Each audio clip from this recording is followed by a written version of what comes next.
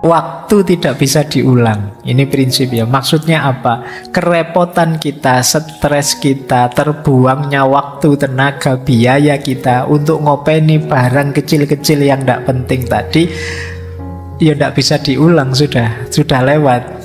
Kita menghabiskan hidup secara tidak efektif, tidak bahagia. Banyak orang yang ketika punya sesuatu yang dilihat bukan gunanya. Mungkin gayanya, mungkin apalah trennya, mungkin dan lain sebagainya. Kalau bagi seorang minimalis, pertama-tama yang dilihat gunanya. Misalnya HP ini tak kasih casing biar nggak kelihatan mereknya. Meskipun teman-teman bisa menebak ini HP apa, yo jelas HP murah. Nah, tapi kan kita tidak lihat gayanya, tidak lihat mereknya, tidak lihat trennya. Yang dilihat apa? Gunanya. Yang penting kalau teman-teman WA bisa masuk, saya bisa baca, bisa jadi alat komunikasi yang efektif misalnya. Nah, itu yang dilihat gunanya. Saya tidak tahu ada tidak yang malam hari ini hadir dan misalnya HP-nya tiap tahun ganti. Dia merasa out of date kalau, wah ini sudah waktunya S22 kok saya masih S21 misalnya. Itu dia gelisah kalau begitu. Nah, ini kemungkinan perlu belajar minimalis. Jadi memahami sesuatu itu dari gunanya pertama-tama. Baik. Yang kedua, hindari mengafiliasikan diri kita dengan barang yang kita miliki. Menilai diri atau menilai orang dari barang yang kita miliki. Kita bukan barang kita. Jadi jangan membaca statusnya orang, nilai orang dari apa yang dia miliki. Wah, HP-nya terbaru ya, ini yang iPhone yang terbaru ini. Wah, ini yang Galaxy Z yang Fold ini paling mahal ini. Ini HP sekecil ini harganya satu motor misalnya. Terus kamu, wah ini perlu dihargai orang ini. Enggak, engkau bukan barang yang engkau pakai. Wah, motornya misalnya. Enggak, jangan menilai orang atau apalagi menilai dirimu dari barangnya. Banyak orang-orang besar itu yang sederhana sekali gaya hidupnya. Jadi itu rumus kedua, jangan menilai dari barang. Wah, bajunya branded terus misalnya. Nah, itu menilai dari barangnya.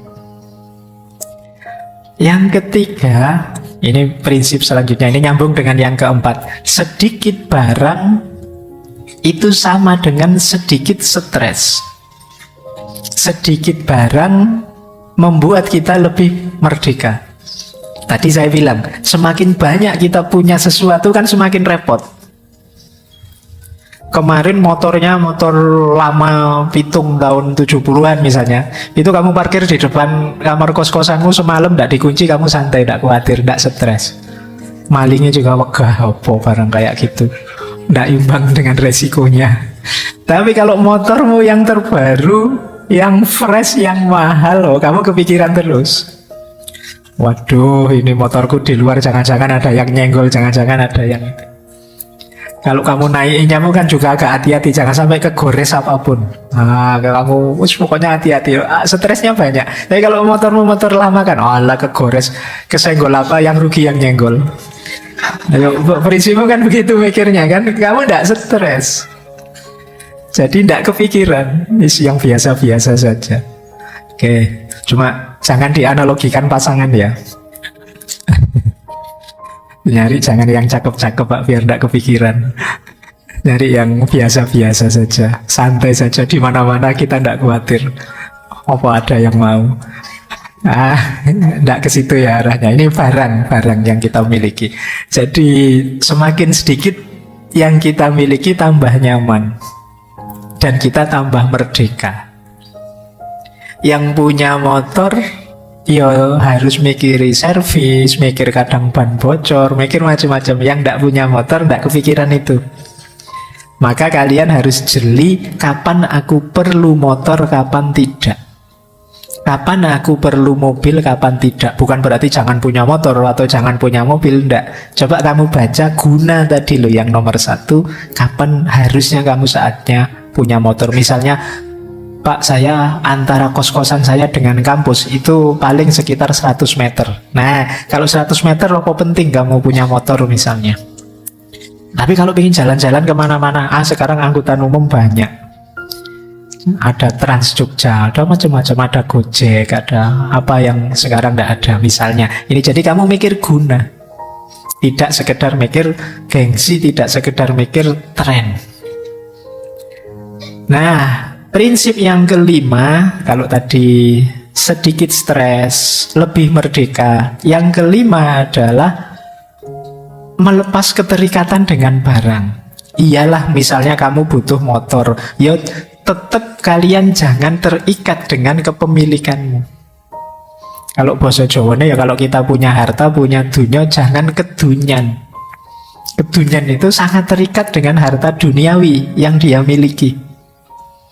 Jadi ya itu tadi kayak punya motor, wah kesenggol dikit, gores dikit itu rasanya dunia kiamat misalnya. Itu sangat terikat. Wah kamu tidak bisa tidur kamu. Wah. Itu berarti kamu sangat terikat dengan kepemilikanmu. Mikirmu tidak simpel. Kalau mikir simpel, gores, ya sudah dibengkelkan nanti kan beres. Itu kan sederhana, tidak ruwet. Kenapa kamu stres? Ya karena kamu sangat terikat, sehingga mikirnya jadi ruwet, jadi panjang. Loh. Baik, ya kalau bahasa kemarin pakai istilah overthinking. Mikirnya terlalu ruwet, terlalu muter-muter, mbok sudah simpel saja. Ya gores, ya dibengkelkan, diputus, ya cari lagi, kan sederhana. Kamu mikirnya terlalu ruwet. Oke, berpikir minimalis. Pak, saya kuliah tidak lulus lah ya. Kok kamu pikir sampai stres ya tetap tidak lulus. Memang jelas tidak lulus. Ya diulang kan gitu aja sederhana. Tapi kan kamu stres mikir berpanjang-panjang karena itu. Wah kenapa ya tadi saya waktu presentasi kok tidak maksimal, ngomongnya salah-salah, harusnya lebih bagus. Ya sudah, sudah kejadian. Ya besok diperbaiki lagi. Tidak usah terlalu banyak angen-angen dipikir. Kadang-kadang kan kita begitu, salah ngomong saja itu menyesalnya sampai berbulan-bulan. Ngapain tadi aku ngomong gitu ya, ngapain tadi. Lah sudah terlanjur keluar ya, kalau salah minta maaf saja, selesai. Tapi kita sering bikin ruwet sesuatu yang simple. Nah, pelajaran dari sini, lepaskan keterikatan. Biar kita tidak terlalu terikat sehingga untuk hal-hal yang tidak penting kita terus jadi baper. Terus, nah ini, jadilah penjaga pintu yang baik. Maksudnya jadi penjaga pintu yang baik itu barang keluar atau barang masuk itu kita harus sangat hati-hati. Penting tidak sih aku beli barang ini meskipun flash sale, meskipun serba 1000 cuma 1000-an, meskipun apa aku harus punya barang ini. Bukan urusan kamu mampu beli atau tidak, gunanya apa yang kamu beli itu. Wah ini lumayan loh Pak, kaos ini 100.000 dapat 6. Ada yang mana beli itu. Begitu nyampe kamu kaget, aduh kaosnya kok kayak gini, mau dipakai apa ya ndak malu. Akhirnya nggak dipakai, cuma numpuk saja di kamarmu. Atau kamu pakai tidur saja, kalau ada temanmu datang cepet-cepet kamu ganti. Nah itu kenapa? Karena kemarin kamu mikirnya ndak panjang. Kamu bukan penjaga pintu yang baik. Jadilah penjaga pintu yang baik. Jadi kamu pikir, penting ndak sih aku beli ini? Harus ndak sih aku beli ini? Apapun itu. Bahkan mungkin termasuk hal-hal yang menurutmu, ini buku loh Pak misalnya, penting tidak sih buku? Sekarang kan banyak buku-buku yang online yang bisa langsung diakses. Penting tidak sih kamu beli buku yang fisik misalnya, bukan yang online? Mungkin bagi sebagian penting Pak, karena saya tidak nyaman kalau baca di HP atau di tablet. Saya nyamannya ada fisiknya. Sementara bagi yang lain, oh enggak Pak, saya nyamannya online saja. Kamar saya sudah tidak cukup diisi banyak barang, repot saya ya sudah. Nah ini kalian mikir gunanya. Maka kalian menjaga pintu itu filternya gunanya tadi. Nggak mentang-mentang ada yang baru. Kemudian nikmati ruang. Nikmati ruang itu kalian bisa bahagia kalau mampu menikmati ketiadaan, kekosongan, ketidakpunyaan. Jadi dalam hidup kita itu kalau kalian maunya isi terus justru sulit bahagia. Justru kalian harus latihan bahagia dengan tidak. nikmati ruang. Tak kasih contoh ya, ada cerita masyhur sekali, banyak orang menganggap ini ceritanya Nasruddin Hoja. Jadi satu ketika ada tetangganya datang, tetangganya ini sumpek, stres, hidup ini rasanya kok masalah banyak sekali. Datang ke Nasruddin, dia tanya, wahai mullah, ada ndak nasihat buat saya biar hidup saya ini nyaman, lega itu. Kata Nasruddin, gini saja, kamu beli ayam 5, terus kamu pelihara di dalam rumah. Nah, beli dia ayam 5 dipelihara di dalam rumah. Tambah sumpek dia, ya gimana gak sumpek kok, di rumah kemana-mana ketemu ayam belum kotorannya. Datang lagi ke Nasruddin, gimana nasihat sampean? Saya tambah sumpek ini. Oh, kalau sampean masih sumpek, beliau kambing 2 saja, nanti pelihara di dalam rumah lagi. Kan karena yang ngomong mulahnya ya sudah, mungkin kemarin memang belum, masih proses. Beli dia kambing 2 di dalam rumah. Wah, tambah stres lagi dia. Oh ya, ketambahan kambing apalagi. Tambah jungkir balik dia. Datang lagi ke temannya, sampean ini gimana? Tipsnya kok tambah ruwet gini, tambah lama tambah. Oh, kalau masih belum, ini puncaknya. Sampean beliau sapi. Taruh di dalam rumah. Wah, seminggu kayak gitu, wah tambah kontang-panting dia. Nah, akhirnya datang lagi. Gimana ini mulai? Kalau yang terakhir ini tidak sukses, ya berarti sampean memang tidak pinter. Saya tidak mau lagi konsultasi. Kata mullah, nah sekarang saatnya kamu keluarkan sapinya, jual lagi. Nah, akhirnya sapinya dijual. Begitu sapinya dijual, dia merasa alhamdulillah agak lega sedikit karena sapinya sudah keluar. Datang ke mullah, lumayan mullah sudah agak lega sekarang. Bagus, tapi ya masih belum, masih sumpek. Oke, kalau masih sumpek, kambing yang 2 tadi kamu jual lagi. Kambingnya dijual, sekarang tinggal ayamnya, tambah lega lagi dia. Nah, terakhir ngadu mullah. Nah, yang terakhir kalau kamu masih belum lega juga, ya ayamnya kamu ambil, kamu jual.